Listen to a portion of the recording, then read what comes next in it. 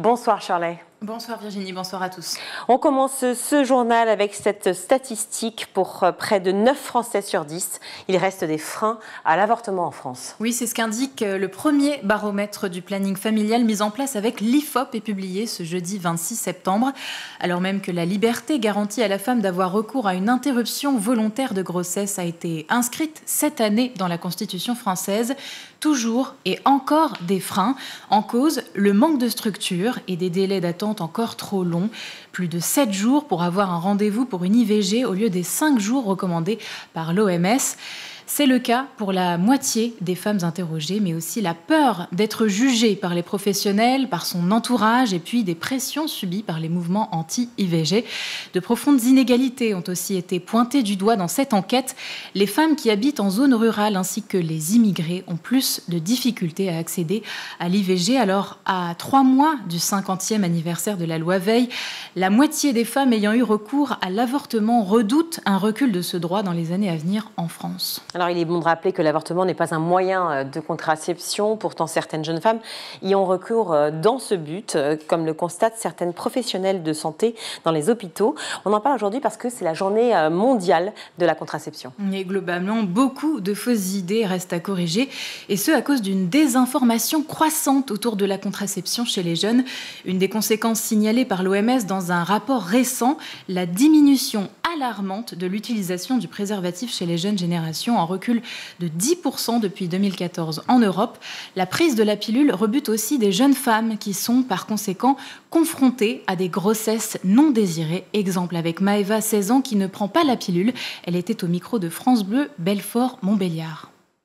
Je suis déjà tombée enceinte plusieurs fois, mais j'ai avorté. Je voulais pas spécialement, mais j'avais pas le choix. Donc forcément ça fait mal, mais pas trop le choix quoi. Par exemple, si un jour vient m'arriver d'avoir un enfant là, j'avorterai pas. Parce que j'ai déjà avorté dans le passé et je peux pas. Ça fait mal au cœur d'enlever un enfant. Je pense, à force d'avorter plusieurs fois, je pense que c'est possible d'avoir des risques de plus avoir d'enfants ou je sais pas. Puis moi je veux des enfants moi. Et on écoute la réponse d'Élise Mougenot, sage-femme de l'hôpital Nord de Franche-Comté. Je ne veux pas dire qu'on constate souvent des avortements à répétition chez les jeunes ou chez le reste des femmes, mais on en a trop souvent.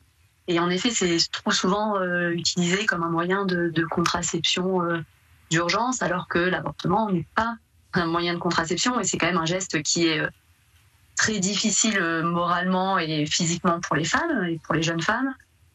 Donc de là à dire que ça aura un gros impact sur leur fertilité, on ne va pas aller jusque-là. Mais c'est triste de faire ce constat que des jeunes femmes de cet âge-là passent des avortements en répétition. Un paradoxe à l'heure où l'accès à la contraception se développe chez les jeunes avec des pilules remboursées, des préservatifs en libre accès en pharmacie pour les moins de 26 ans, en centre de prévention ou en infirmerie scolaire. La faute en partie à certaines théories du complot qui circulent sur les réseaux sociaux, mais aussi au manque d'éducation sexuelle, que ce soit à l'école, au collège ou au lycée. Peu d'élèves ont accès aux 3 cours normalement obligatoires et prévus par la loi depuis 2001. Autre sujet sur les réseaux sociaux toujours, les jeunes sont de plus en plus exposés à des publicités qui font la promotion de l'alcool. Environ 80% des ados voient des publicités pour de l'alcool chaque semaine sur leur téléphone. C'est le constat de l'association Addiction France qui a écumé des milliers de contenus sur les réseaux sociaux. Des contenus sponsorisés qui apparaissent dans le fil d'actualité ou en story sur Instagram par exemple et qui proviennent de 3 principaux industriels, Heineken, Aperol et Ricard. Alors si la loi Evin a interdit la publicité sur l'alcool à la télévision et au cinéma depuis 1991, eh bien ce n'est pas le cas pour les réseaux sociaux puisque ces derniers n'existaient pas. L'association Addiction France réclame donc de toute urgence une nouvelle loi pour pallier ce vide juridique, alors même que la consommation d'alcool chez les jeunes est en augmentation. Direction la Meurthe-et-Moselle maintenant. Un revenu jeune va être mis en place et c'est une première en France. Oui, il s'agit d'une expérimentation en faveur de laquelle les élus du département viennent tout juste de voter. Un revenu de 500 € par mois pour tous les jeunes de 16 à 25 ans qui n'ont pas de revenus ou peu et qui ne sont pas éligibles à des aides. L'aide financière est accompagnée d'un suivi pour penser un projet professionnel avec les bénéficiaires. Ce revenu d'émancipation jeune prendra effet le 1er octobre prochain en Meurthe-et-Moselle. Durée du test 3 ans. Nous ciblons celles et ceux qui sont hors dispositif, une partie de ceux qu'on appelle malheureusement les décrocheurs, a expliqué Chénès Kirouni, la présidente PS du conseil départemental. En France, pour rappel, environ 100 000 jeunes quittent le système éducatif chaque année sans diplôme ni qualification, soit près de 8% des 18-24 ans.